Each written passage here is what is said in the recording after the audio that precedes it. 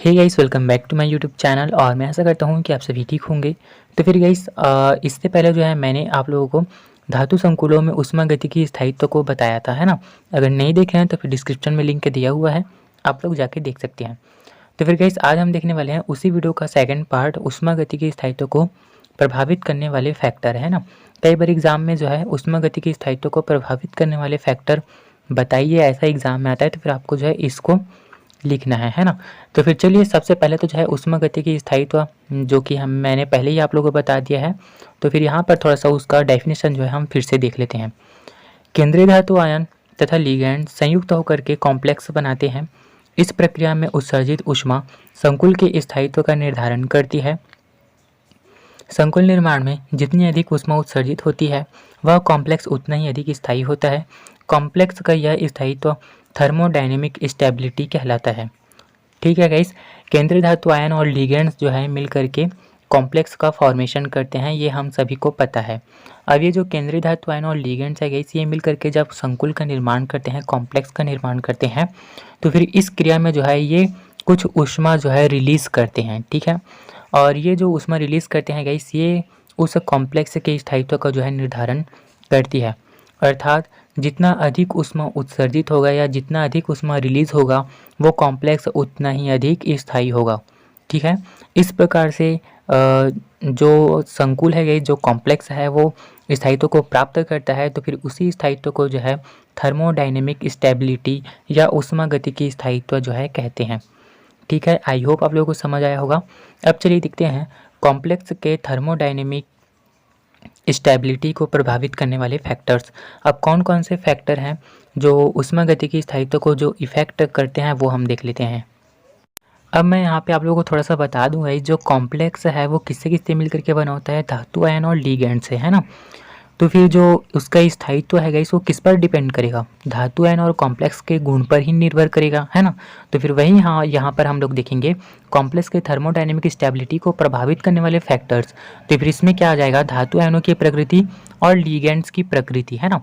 तो फिर सबसे पहला जो है गाइस, हम यहाँ पे देख लेते हैं धातु आयनों की प्रकृति एवं गुण। ठीक है गाइस, मैं थोड़ा सा जल्दी जल्दी बोलता हूँ तो फिर आप लोग कंफ्यूज नहीं होंगे, ध्यान से सुनेंगे। कुछ लोग मुझे बता रहे थे कि आप जो है जल्दी जल्दी बोल देते हो तो फिर हमको समझ नहीं आता करके, है ना।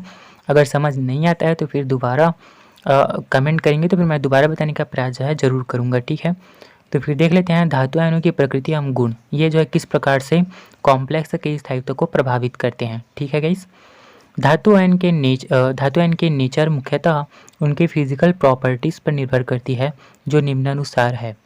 ठीक है गाइस, चलिए देखते हैं। धातु आयन का size of ions. Metal ion का साइज जितना छोटा होता है, उसके द्वारा निर्मित कॉम्प्लेक्स उतना ही अधिक स्थायी होता है। ठीक है गाइस, जो कॉम्प्लेक्स निर्माण में जो हम एटम लिए हैं, है ना, वो जितना अधिक छोटा रहेगा, उसके द्वारा निर्मित कॉम्प्लेक्स उतना ही अधिक स्थायी होगा। अब पूछो कैसे। तो फिर जो कॉम्प्लेक्स में निर्माण में जो हम मेटल यूज़ करेंगे गाइस, उसका साइज़ अगर छोटा रहेगा, तो फिर उसका जो नाभिक है वो इलेक्ट्रॉनों पर जो है अधिक आकर्षण बल लगाएगा, जिससे उसके द्वारा निर्मित कॉम्प्लेक्स जो है वो अधिक स्थायी जो है रहेगा। ठीक है, अब चलिए देखते हैं आगे। तो फिर यहाँ पे एग्जांपल देख लीजिए गाइस, मैंने यहाँ पे कॉम्प्लेक्स लिया है।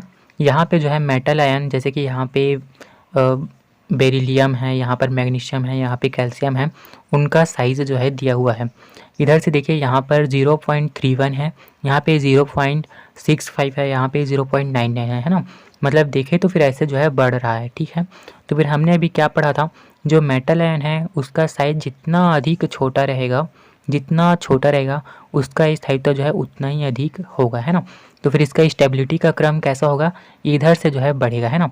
इसका सबसे कम रहेगा, फिर इसका थोड़ा सा ज़्यादा रहेगा, फिर इसका सबसे ज़्यादा स्थायित्व रहेगा, है ना। तो फिर एग्जाम्पल में जो है आप लोग जो है इसको बना लेंगे। अब चलिए देखते हैं आयनों पर आवेश, है ना, चार्ज ऑन आयन्स। किसी धातु आयन पर अधिक आवेश होता है, उसके द्वारा निर्मित कॉम्प्लेक्स उतना ही अधिक स्थायी होता है। ठीक है गाइस, अब जो हम कॉम्प्लेक्स बना रहे हैं उसमें जो हम केंद्रीय धातु आयन यूज़ कर रहे हैं गाइस, अगर उस केंद्रीय धातु आयन में आवेश अधिक है तो फिर उसके द्वारा निर्मित कॉम्प्लेक्स भी उतना ही अधिक होगा। ठीक है, आवेश जो है अधिक होना चाहिए। चलिए देखते हैं एग्जाम्पल के लिए। Fe2+ मेटल आयन से निर्मित कॉम्प्लेक्स की अपेक्षा Fe3+ मेटल आयन से निर्मित कॉम्प्लेक्स अधिक स्थायी होता है। ठीक है गाइस, यहाँ पे देखिए इस पे चार्ज कितना है 2+ है, इसमें कितना है 3+ है, तो फिर किस में आवेश ज़्यादा है, इसमें है ना। तो फिर इसके द्वारा निर्मित कॉम्प्लेक्स अधिक स्थायी होगा इसके मुकाबले। वही लिखा है, आयनों पर जितना अधिक आवेश रहेगा उसके द्वारा निर्मित कॉम्प्लेक्स उतना ही अधिक स्थायी होगा। ठीक है, अब चलिए देखते हैं गाइस विद्युत ऋणात्मकता, इलेक्ट्रोनेगेटिविटी। बहुत ही सिंपल सा टॉपिक है गाइस, हम लोग जो है ध्यान नहीं देते हैं ना, हम लोग पढ़ते हैं कि ये टॉपिक जो है कठिन होगा करके और उसको हम छोड़ देते हैं, तो फिर वैसा नहीं करना है आप लोगों को। चलिए देखते हैं इलेक्ट्रोनेगेटिविटी। किसी केंद्रीय धातु आयन की इलेक्ट्रोनेगेटिविटी जितनी अधिक होती है उसके द्वारा निर्मित कॉम्प्लेक्स भी उतना ही अधिक स्थायी होता है। ठीक है गाइस, अब जो हम केंद्रीय धातु आयन यूज़ कर रहे हैं लिगेंड कॉम्प्लेक्स बनाने में, अगर उस केंद्रीय धातु आयन का विद्युत ऋणात्मकता अधिक है तो फिर उसके द्वारा निर्मित कॉम्प्लेक्स भी उतना ही अधिक स्थायी होगा। ठीक है, अब ये हो गया गाइस जो परमाणु है ना, केंद्रीय धातु आयन है, उसमें कौन कौन से प्रॉपर्टीज़ पाने चाहिए होने चाहिए जिसके कारण संकुल स्थायित्व को प्राप्त करेगा, है ना। तो फिर वो हमने यहाँ पे देख लिया। अब जो है हम लिगेंड्स की प्रकृति देख लेते हैं। अब जो है गाइस हम लिगेंड्स की प्रकृति देख लेते हैं कि लिगेंड्स की प्रकृति कैसी होनी चाहिए जिससे जो हम कॉम्प्लेक्स बना रहे हैं वो कॉम्प्लेक्स अधिक स्थायी हो, है ना। तो फिर देखते हैं लिगेंड्स की प्रकृति, नेचर्स ऑफ लिगेंड्स। संकुल निर्माण में भाग लेने वाले लिगेंडों की प्रकृति तथा उनके भौतिक गुणों का संकुल के स्थायित्व पर प्रभाव निम्नानुसार होता है। ठीक है, चलिए देख लेते हैं लिगेंड का साइज एंड चार्ज। लिगेंड का जो आकार है और उस पर जो आवेश है गाइस वो किस प्रकार से प्रभावित करता है संकुल के स्थायित्व को, हम देखते हैं। आवेशित लिगेंड में उच्च आवेश तथा छोटा साइज पाए जाने पर अधिक स्थायी कॉम्प्लेक्स बनते हैं। ठीक है गाइस, अर्थात जो लिगेंड्स है उसका साइज जो है छोटा होना चाहिए और उस पर जो है उच्च आवेश जो है होना चाहिए। ठीक है, अधिक से अधिक आवेश होने चाहिए जिससे जो कॉम्प्लेक्स बनेगा वो अधिक स्थायी बनेगा।